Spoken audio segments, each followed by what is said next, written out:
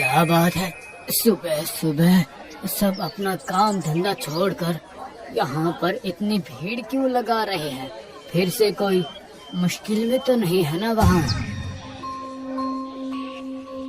अरे मधु, वहाँ क्या हो रहा है? इतनी भीड़ क्यों लगी है वहाँ? मत पूछिए मुखिया जी, आज फिर से किसी ने बाघ को मारकर उसकी चमड़ी उखाड़ कर ले गया है। क्या कह रहे हो? फिर से? ये सब क्या हो रहा है हमारे गांव में?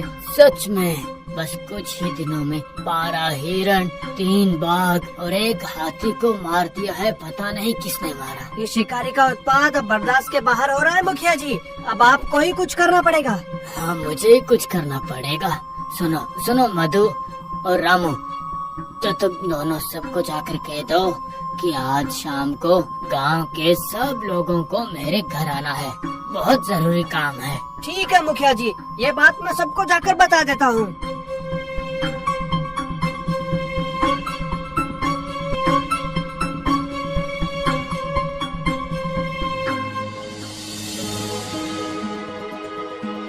उस दिन शाम को गांव के सभी लोग मुखिया जी के घर पर जमा होते हैं। सबको कहकर आ गए हो क्या? जी मुखिया जी, मैं रामू को जाकर सब कुछ कह दिया था। सब आ गए हैं। क्या बात है मुखिया जी? मधु कह रहा था कि आप सबसे मिलना चाहते हैं। कुछ खतरे की बात है क्या?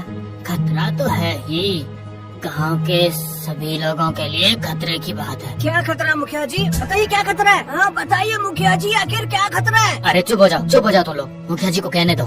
देखो, हमारे गांव के बगल में जो जंगल है, उस जंगल के भरोसे गांव के बहुत सारे लोगों का घर चलता है। हाँ बात तो सही है, लेकिन जंगल में कौन सा खतरा है मुखिया जी? जंगल का कोई खतरा नहीं है, लेकिन जंगल में जो जानवर रहता है वो सभी खतरे में है। मतलब मैं कुछ समझा नहीं। हमारे जंगल के जानवरों के ऊपर किसी खतरनाक शिकारी की नजर है। हाँ, पिछले कुछ दिनों में बहुत सारे जानवर मारे गए हैं। आज भी एक बाघ की लाश मिली है हमें। तुम सबको तो पता ही है, ये बहुत बड़ा खतरा है। ये कैसा खतरा है?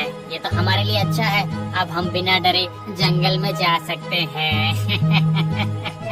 हाँ सही कह रहे हो। वैसे भी वो बाघ हमारी बकरियों को अक्सर खा जाया करता था। जो हुआ है अच्छा ही हुआ है। ये सब तुम क्या कह रहे हो? ऐसे जानवरों का मर जाना अच्छी बात नहीं है। हम अपने स्वार्थ के लिए इतना नहीं गिर सकते, समझे? तुम ज्यादा बकवास मत करो, चुप रहो, चुप। अरे मधु तो सही कह रहा है। ये धरती जितनी हमारी है उतनी ही जानवरों की भी है, पता है ना? तुम तो जानते हो। और जानवरों के बिना प्रकृति का संतुलन पूरी तरह बिगड़ जाएगा। तो फिर अब क्या करना चाहिए? क्या जी बताइए। जैसे तैसे सारे शिकारियों को पकड़ना होगा हमें। मैं गांव का मुखिया हूँ, इसलिए यही मेरा कर्तव्य है। यही सोच विचार करने के लिए तुम सबको यहाँ बुलाया मैंने। लेकिन मुखिया जी, आप तो कुछ दिन पहले कह रहे थे कि नया मुखिया जी चुनना है और आप मुखिया जी के पद पर नहीं रहना चाहते। उस बात का क्या हुआ? तो क्या तुम्हें ऐसा लगता है कि इतनी महत्वपूर्ण चर्चा के बीच में नए मुखिया जी को चुनने की बात ज्यादा जरूरी है? मुझे गलत मत समझिएगा, लेकिन आपकी उम्र हो रही है ना, इस उम्र में शिकारी को पकड़ना आपके लिए आसान नहीं होगा, इसीलिए मैंने बोल दिया था। ठीक है, आज तो फैसला हो जाना चाहिए। नया मुखिया मैं जरूर चुनूंगा, लेकिन इसके लिए परीक्षा देनी पड़ेगी। हाँ परीक्षा? लेकिन परीक्षा क्यों? मेरे पहले जो मुखिया जी थे उन्होंने भी मेरी परीक्षा लेकर मुझे मुखिया बनाया था। तुम लोगों को भी देनी पड़ेगी। बोलो बोलो, कौन कौन तैयार है? लेकिन कैसी परीक्षा मुखिया जी? देखो, आज नहीं, कल सुबह गांव के 5 आदमी बरगद के पेड़ के नीचे आना, तब कहूँगा। अभी जाओ सब लोग।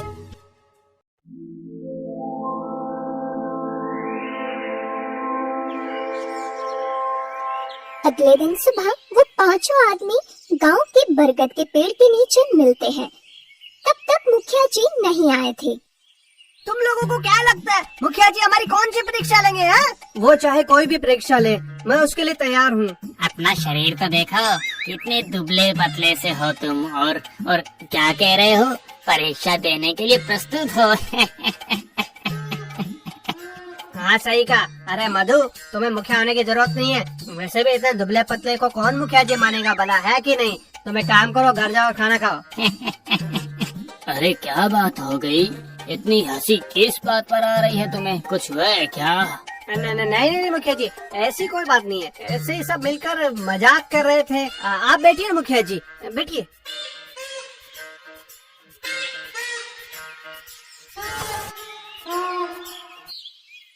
तो मैं क्या कह रहा था कि सब परीक्षा देने के लिए प्रस्तुत हो। हाँ मुखिया जी, वो हम परीक्षा देंगे, लेकिन आपने बताया नहीं कि आखिर क्या परीक्षा होगी। कल मैंने तुम लोगों को बताया था कि बगल के जंगल में शिकारियों ने उत्पात मचा रखा है और हमें जैसे तैसे शिकारियों को पकड़ना होगा। हाँ वो तो बताया था आपने, लेकिन उससे मुखिया बनने का क्या संबंध है? सुनो, तुम लोगों में से जो भी उस शिकारी को पकड़ पाएगा वो होगा इस गांव का अगला मुखिया। मतलब रात को जंगल में घुसकर शिकारियों को पकड़ना होगा, उससे पहले अगर जंगली जानवर हमें खा जाएंगे तो? अरे बाप रे, अब मुखिया होने के लिए आखिर में हमें अपनी जान गंवानी पड़ेगी। सच कह रहे हो? मुखिया बनने की कोई जरूरत नहीं है क्या मधु? तुम कुछ नहीं कह रहे हो? बाकी सब तो अब पहलवान हैं, लेकिन तुम अपना दुबला पतला सा शरीर लेकर शिकारियों को पकड़ने का सपना ही देख रहे हो। वो शिकारी लोग तुम्हें फोंक से ही उड़ा देंगे, समझे? चुप रहो तुम लोग, अपने पास तो साहस है नहीं, ऊपर से मधु को लेकर मजाक उड़ा रहे हो। सुनो, अगर उसके पास बुद्धि है तो वो ये कर सकता है। उसकी कोई जरूरत नहीं है मुखिया जी, मैं शिकारियों को पकड़ के आपके पैरों में गिरा दूंगा, देख लेना। ठीक है, देखा जाएगा। पहले तुम लोग यहाँ से जाओ तो सही। उस दिन शाम को सुनील एक हाथ में लाठी और एक हाथ में लालटेन लेकर अकेले ही शिकार को पकड़ने के लिए निकल जाता है। मुखिया जी के सामने तो बहुत बोल रहा था कि अकेले ही शिकारी को पकड़कर लेके आ जाऊंगा आपके सामने, लेकिन इतनी रात को बस जंगल से कोई बाघ निकल के मुझे न खा ले। हे भगवान, जंगल के अंदर तो बहुत अंधेरा है, लालटेन से कुछ दिखाई भी नहीं दे रहा है। थोड़ा सा आगे बढ़कर देखता हूँ क्या होता है। राम राम राम राम राम राम राम राम राम। इतने घने जंगल में उन शिकारियों को कहाँ ढूंढूंगा? कुछ भी हो, भूत आकर कहीं मेरी गर्दन ना मरोड़ दे। राम राम राम राम राम राम राम राम राम राम राम राम राम। अरे वहाँ क्या गाड़ी को किसने लाया? अरे बाप रे, अरे बाप रे, शायद कोई जानवर ही होगा। जाता हूँ, थोड़ा सा चलकर आगे देखता हूँ। बाप रे भगवान, मुझे मार डालेगा, मुझे अभी मार डालेगा, बचा। वहीं दूसरी तरफ थोड़ी और रात होने के बाद भोला जंगल की तरफ जाने लगता है। उसे रास्ते में हाथी के चिल्लाने की आवाज आती है और उसे एक जगह पर मशाल जलता हुआ दिखता है। तब भोला धीरे धीरे उधर जाने लगता है।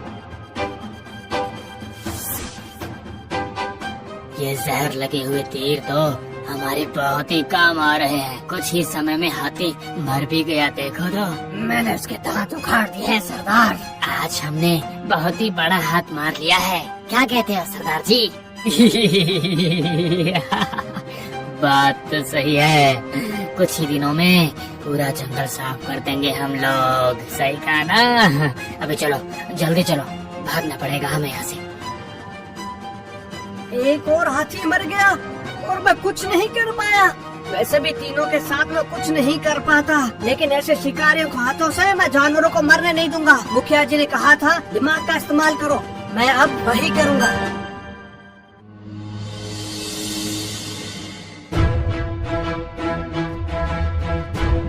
अब एक और हाथी की मौत हो गई और हम में से कोई कुछ नहीं कर पाया।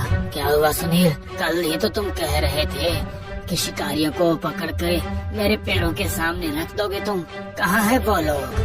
मत पूछिए मुखिया जी, कल शाम को मैं जंगल में गया था और मुझे लगता है वो शिकारियों की टोली है। असल में वो सब भूत है, वही मार रहे हैं हमारे जंगली जानवरों को। आप बताइए भूतों को कैसे पकड़ूंगा, भला बताओ। तुम्हारा दिमाग खराब हो गया है। भूत भी भला कभी हाथी का दांत उखाड़ेगा क्या?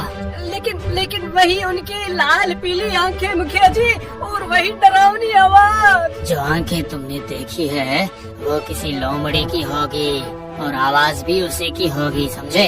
पता नहीं क्या देख के आ गए हो। लोमड़ी की आवाज? लेकिन क्या समझ क्यों नहीं पाए तुम? क्योंकि तुम डर गए थे और इसीलिए तुम समझ नहीं पाए। सब के सब निकम्मे भरे पड़े हैं यहाँ पे। अच्छा, मधु कहाँ गया? वो कहीं दिखाई नहीं दिया। वो भी शिकारी पकड़ने वाला था ना। आपका तो मैंने कल ही बता दिया था मुखिया जी, शिकारियों को पकड़ना मधु के बस की बात नहीं। देखिए देखिए, ऐसा भी तो हो सकता है कि शिकारियों ने मधु को पकड़ लिया हो। मतलब तुम दोनों में से उसे कोई भी नहीं पकड़ पाया।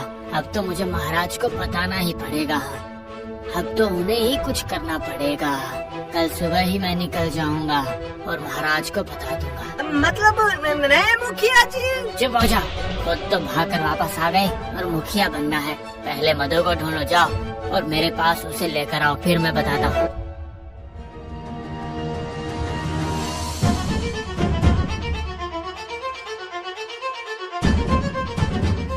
वो देखो देखो, झाड़ी हिल रही है, मतलब कि शिकार वहीं पर ही है।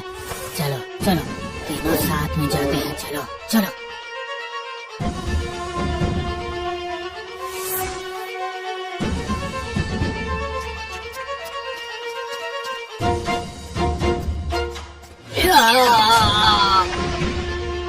अरे ये क्या हो रहा है? अरे बाप रे, बचाओ बचाओ बचाओ बचाओ बचाओ बचाओ बचाओ।